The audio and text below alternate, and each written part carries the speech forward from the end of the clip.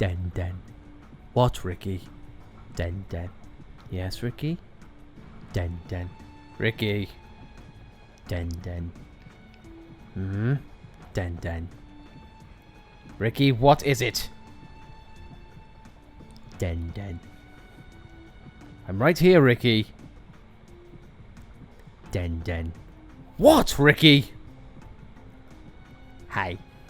Hey everyone, welcome back to Xenoblade Chronicles. In the last episode, we finally arrived in the Bionis Interior, entering through the hole that Egil left before he died, and now here we are in the heart of Zanza. And as soon as we arrived, we were greeted, mocked, and taunted by Lorafia, who said that if we wanted to go further, we needed to get to the heart of the issue. And so, I think we'll gladly accept that invitation. But I just want to address something that happened last episode. I don't know why our luck is like this, but who knows why. In our first, 20 minutes of the Bionis Interior, we have all of the collectibles. No idea how that happened, don't know why. I'm not going to question it. Lucky enough to pick up a black liver bean. And lots of bloodworms and everything else. I worry where the kick's gonna come in. Don't ask me where. But anyway, though, also something to address last episode is, in case you were curious and said, well, Lightning, you mentioned how you entered the Bionis Interior before. Does that mean that that way is still open? The answer is yes. If you look at this map there, and go all the way down here, further along, and even the spawn point is right there.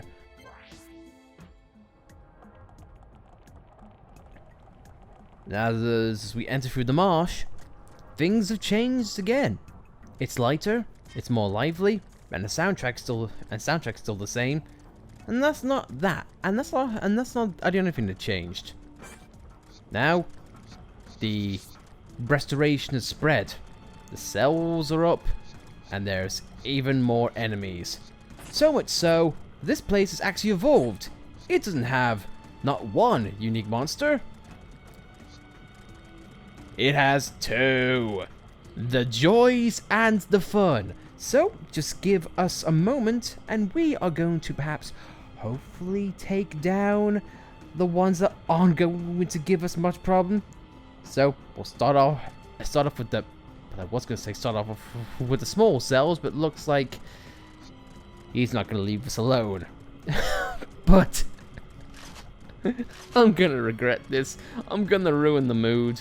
But, based on what we've known about the Telethia, their former Hyentia, who've been exposed to ether, their lives are now fully gone and they can't remember who they are. A tortured existence, you might say. What would happen if we made fun of them? Look at this guy. Raw, I'm so tortured. I'm a big Telethia. I'm being used for Zanza like a puppet. In fact, Zanza doesn't care so much about me than look at my walk cycle. Wada.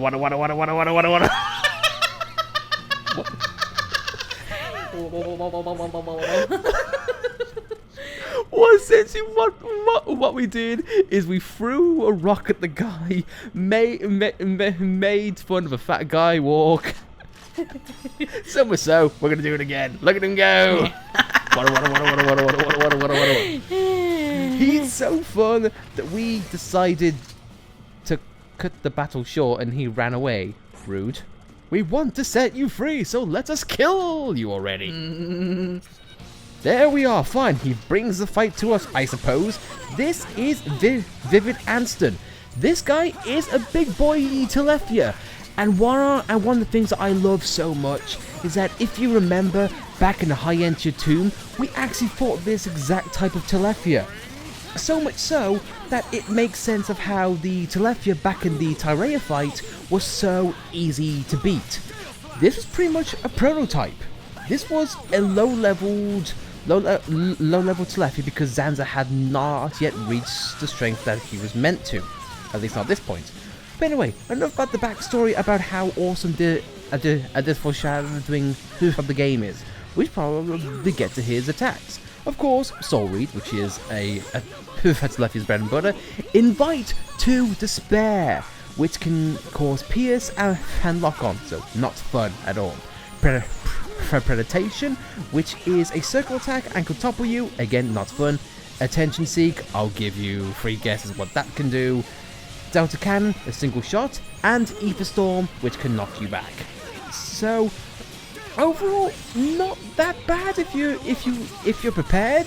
I mean, the worst thing he can do is topple you with that move. But we're resistant to it too. Because Dun Dun is awesome. And I don't, and he hasn't got a spike of any nature. So I think that is pretty much it. Now, this is one of the things that I'm going to possibly be wrong about, but Anston, he's no high-end that we know. But something tells me someone knows him.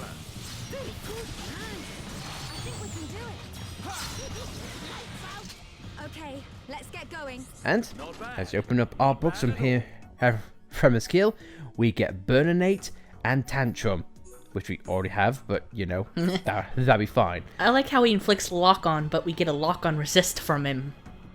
Full circle, I guess? Anyway, the RT drops, Tantrum, Burninate, Wild Down, and Serene Heart. So you know what? Why not stop there? Let's go for the little guy, because picking on the little guy after the big guy's fallen is what heroes do. Picking on the weaker side. Dun Dun. I feel so confident about this that I'm starting in with pretty much half health. But that should be okay. I'm trying to instigate a chain attack, so let's get this done. As you expect, he can't be toppled. He can't be toppled or broken, and he doesn't quite class as a flying enemy for some odd reason. Well, he's attracted to ether, so he's probably like a nebula type.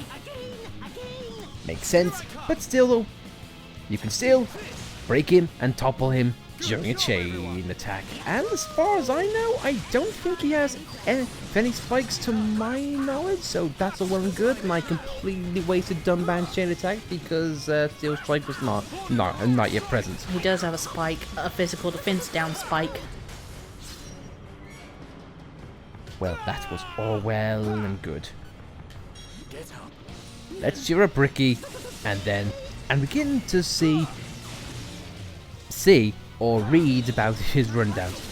Purging Antibody Sick, which can pierce and put you to sleep, or what we just experienced. Life Absorb, which can HP steal, as you would expect. Antibody Assault, which is oddly a physical attack, which can bind you. Yeah, I don't get it either. And Antibody Repair, which can give him a bit of a heal up.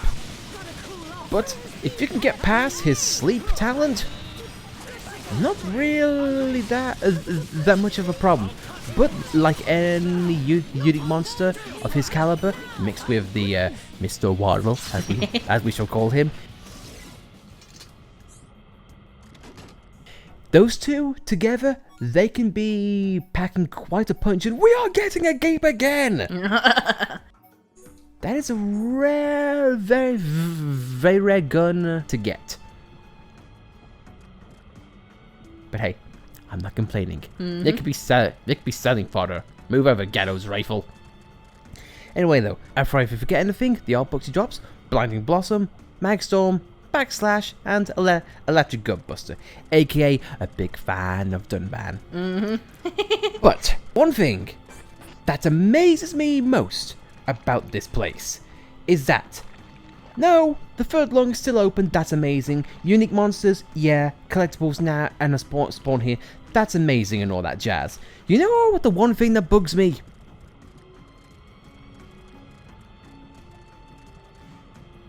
We've been here before.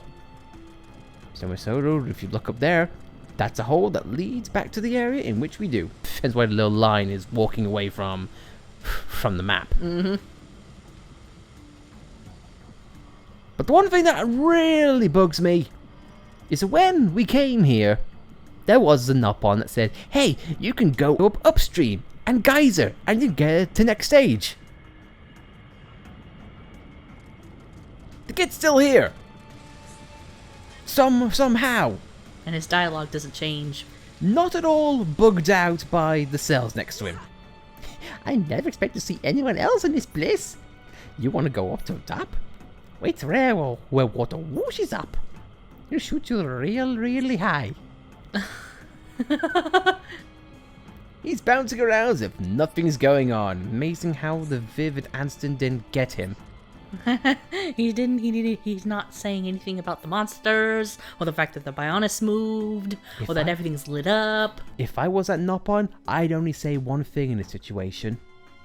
Ah!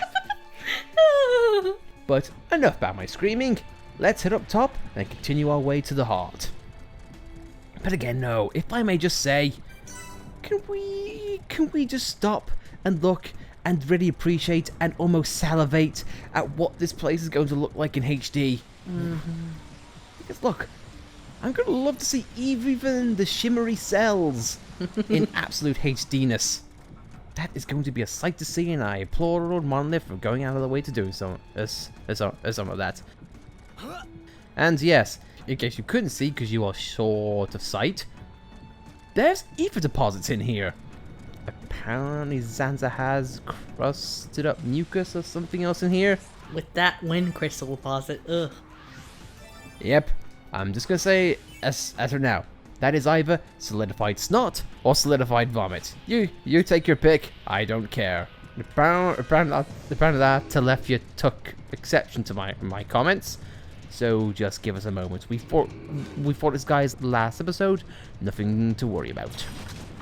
Except if we get knocked off the cliff, then you know what, you can expect us to be right back. Yeah. But we mustn't be careless. Not bad. Chest. No. Is it still down there? Yeah, it's glowing down there. I'm channeling my inner Shulk. Fiora!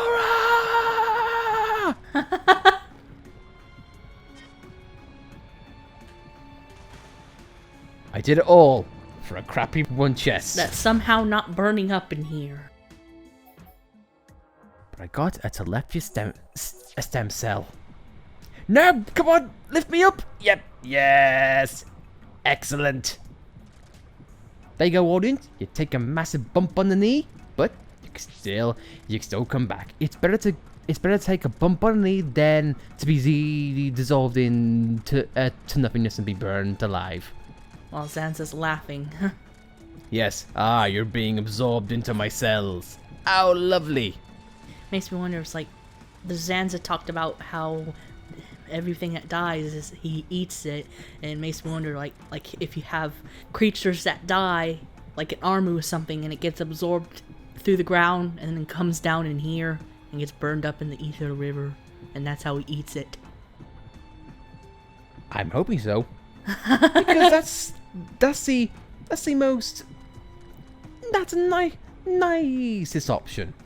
It's either that or he's one of the blue things that are floating up there. I'm getting ahead to defend myself. Here we have another unique monster. So let's take him down, because why not? Follow my lead. Officer the Robusto. This guy is, I want to say, akin to the spiders that we fought throughout the game. Because of their design, their multiple hits, because, like I say, actually follow through with some of the arts they have, which are pretty much as followed. And in case you're wondering, this guy does have a topple spike, so be on guard. Anyway though, big combo 6, just like spider enemies. He's talent art, and it can knock you back, and on this mobile platform, you had better hope you're not trouble. He has Call Activate, which can physical protect him and give him a little bit of haste at that time. Big Spin, circle around, which can topple you, And finally, the art is using right now, Genome Break, a circle attack that can knock you back and put you to sleep. Let's put it that way, you do not want to fall asleep. This is probably one of the more dangerous, unique monsters you'll get. Because he can constantly buff himself up, and he puts you to sleep. And there's a reason why he's able to be toppled so easily. No, don't absorb Ricky's nutrients. Yep, nutrient absorb, which does that, and it can also take some of his HP, I want to believe. But you know what? It's saving Ricky. It'll be worth it.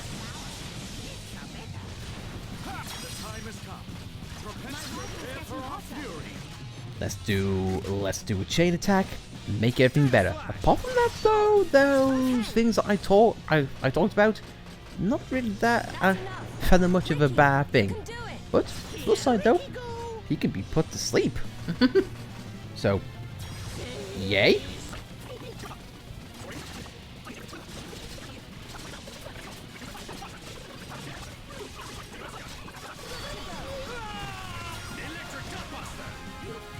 Oh, Charlotte! Oh! Oh! He did! Oh, it's not good. Where's the geyser? Where's the geyser?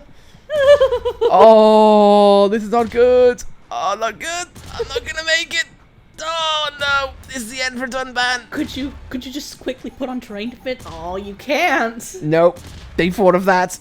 Day 4 of that, I can't access the menu, I can't access the UI. No, the geyser's just about to go up, and I'm about to die. It's over.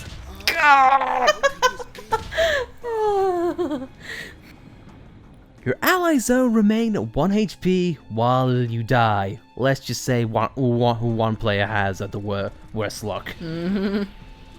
But luckily though, Xenoblade Chronicles' RAM is really good, and it actually remembers the chests before and after you turn off the game.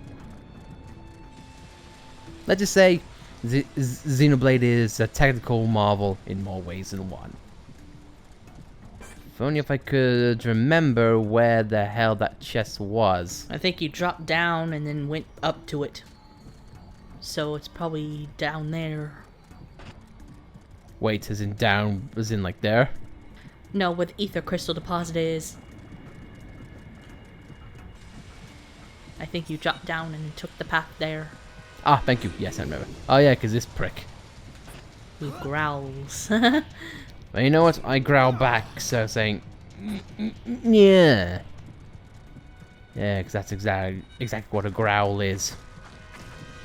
That's what the internet perceives a growl as. You can find him again and get another gold chest. On the plus side, though, he gave the chosen one, which is something that is so good because that's one of Dunban's, well, personally one of my favorite swords for Dunban. It's got an art stealth though, so I don't know why we would need something like that. But we do have a vision, though. The flexible cells, we better get them back to Colony 6. Yeah, if you couldn't tell, one of the reasons why... I thought he disappeared there for a second. You suck. One of the reasons why Colony 6 sucks is because it has a lot of areas that require Colony 6 stuff. Bear with us as we make our way further up top.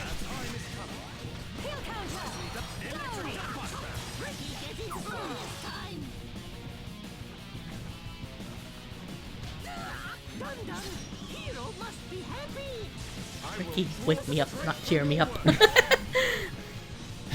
Ricky. Ricky gave me a metaphorical thumbs up in my dreams. Thank you, Hero Pon Ricky. I guess. Ricky. Oh my god. I can't get past him. Charlotte can somehow. Anchor chain or knockback resist would be good for this. Yep. Ricky! Ricky's going down a makeshift slide, and Charlotte's dicing with death. Dumbpan has somehow avoided getting put to sleep that time around. Just die! Charlotte, what are you doing? Don't push us off. Thank God, that would have been bad. Peekaboo again.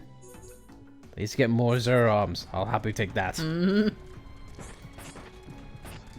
But yeah, in this episode though, we have taken out a lot of unique monsters. This place is a gauntlet. Yeah. Whether it is with strong enemies like unique monsters, or just big guys which can just show you up for the moment's notice, or whilst having narrow pathways. Let's face it, this place is full of the implied challenges, and that's not the worst of it. Nope. Nope. Massive nope on nope. And nope on. Yeah. But anyway, let us continue upwards and onwards, hopefully. This and no. Again, I just want to admire this. Look at this. Like to imagine that's ether or people's life force. I'm not gonna get too. I'm not gonna get too morbid.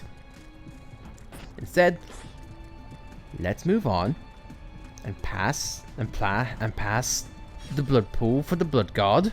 And pass some sarsaparilla, because Dumban has no time for sass from anyone. Or sarsaparilla. Don't even know what that is. All I know is you've reached the terminal end of tower. It makes me wonder, if we struck it, does that mean we touched the nerve? If Xander could feel insulted by puns, I think Ryan would kill him at the end. Yeah. Anyway, though, I'm gonna take a slight die version. I was gonna say die, but I don't know if Xander would appreciate that. Who am I saying? Of course he would. Jesus, he wanted to die, make it easier for him.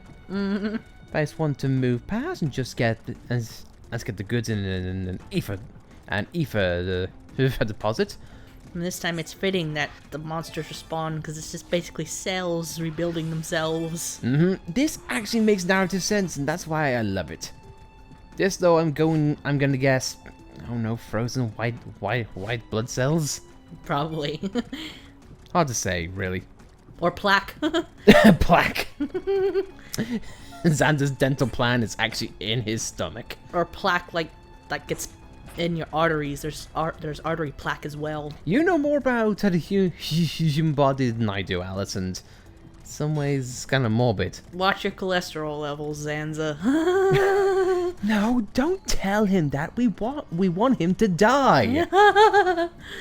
Xander's fallers were not his fitness trainers. Jesus. He's been stuck in limbo for about what, 100 years now or more now at this point. I think he's gaining weight. But now, here we are in the second lung. And we have Phoenix Telethia. Normally, I would say, you know what phoenixes are good. At this point, though, I don't think it is. It's a nice little twist on that good. And indication, I guess. What's not is how about before all things are said and done. Another unique monster. I think there might be a Yep. Yep. Yeah, if you couldn't tell. Yeah, sure. Unique monsters to end things on. So, just give us a moment and we shall take up this guy. This is an active Impulso. Well, when I'm saying active, active Impulso. It is the active Impulso. A unique cellular monster, and attacks as follows. pretty much simple, if you ask me. Nutrient Absorb, which can HP Steal. Slash. Yes, I'm not joking. At this late in the game, it does have an attack called Slash. A physical attack. Yep, that topples you. Again, having physical moves for these guys just seems really, really odd. And, of course, Vile Fungus, which can poison and cause Art Seal. But since it's gonna be for the hero Panriki, I do not abide by such a cruel fate. And he can topple, and we put an end to it. If you can get past his very powerful Nutrient Absorb, it'll be a-okay. And I like how it does less damage for Dunban than it would for Ricky. Because Dunban is awesome. So much so that she's going to avoid dying. Just like the badass Dunban is. She's a dumbass. No, actually, I take that back. I take that back. I'm so sorry, Dunban. Thanks a lot, Delmas. Quoting codes. Alioko in an episode like this. How lovely. Anyway, before we get out of hand, the odd box he drops is Power Effect Summon, Ice, and Shield Bash. Damn, I'm going to take Summon Ice, because trust me, we are going to need it! I say that with such enthusiasm, trust me, you'll find out why. I know my voice might get grating and I do apologize for that, but I can't emphasize enough the amount of important aspects we need that for. Anyway, now that I've caught my breath and calmed down, let's check out the one last unique monster who's being accompanied by a Leghorn Telethia, aka a Mr. Waddle. Never gonna drop it, never gonna give it up, just like Rick Ashley. Or say Rick Apty. I know, I hate myself too. So borrowing the big boy Telethia here, attack as follows: Telethia, Soul Reed, what else are you expecting? Telethia Tail, which is a physical attack that can knock you back. Weird how it gives it that attack, being how we're not on a narrow archway, not surrounded by either, but I digress. Ether Scatter, which is an ether attack and it circles around. What do you expect? And Shockwave, which is a frontal arc and paralyze you. And finally, Telethia Arrow, which is just a physical attack. Yes, I know, I would have thought his Tanarg would be something more unique, but I digress. The only thing that you've got to worry about is this guy, much akin to how he was in the high-end tier temple. His main job is to lock on while this guy does all of the damage. That's what he just did. Yep. But if you're able to take him out, not a problem whatsoever. And yeah, in case you're wondering, no topple or anything else like that. And even though he does have wings, it doesn't have any effect. I will say though, I will burn him, and he will love it. And of course, breaking, toppling, one of which you can do, and can be put to sleep via a chain attack. Best part is, absolutely no topple spike, albeit he does get up from it very, very quickly, so warnings are noted, I suppose. No, enough of that though. And that's all we gotta say. Let's take him out and put this guy, Apty. I'm going to assume he liked to eat. A petty. Petty. He could have been a poor Hyentia. This Hyentia was a bum the whole time. So, hate to bum anyone out, but yeah, we're gonna kill him now. I wonder if these Telethia with names we don't know are the NPCs without a name. I'd like to imagine that. I'd like to imagine that in some way, shape or form, every Hyentia is getting getting screen time. This is the guy that lost his girlfriend's engagement ring. Well, in that case, I think he deserves this fate.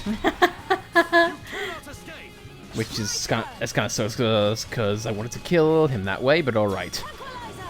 Good night. Nice. Just like old times, Dunband. You killed Telethia back in the day. Where were you? And as a White Wing, another hero biter, shut down, and a meteor nibbler for Ricky. And in case you're wondering, the odd books he drops is Shut Down, Summon Wind, Last Stand, and Happy. Overall though, pretty good haul as nighttime falls, and fun fact, music doesn't change, environment doesn't change, pretty much stays exactly the same. Let's get blinded by light. And let's get whatever happens in the third lung when it's yellow. Cancer, we can only hope. We're killing Zanza with cancer. Cancer Zanza. On that horrible joke though, guys, I think we are going to end things off here. So, if you liked this episode, be sure to like it. If you didn't like it, then you must obviously not want Zanza to get cancer. I can't believe I'm putting that in a negative context. I am a terrible person. But if you want to subscribe to see more terrible things, I'm not marketing myself very well here, am I? Please subscribe to see more? So people don't get cancer? I'm gonna shut up now, guys. See you next time. I do heavily apologize.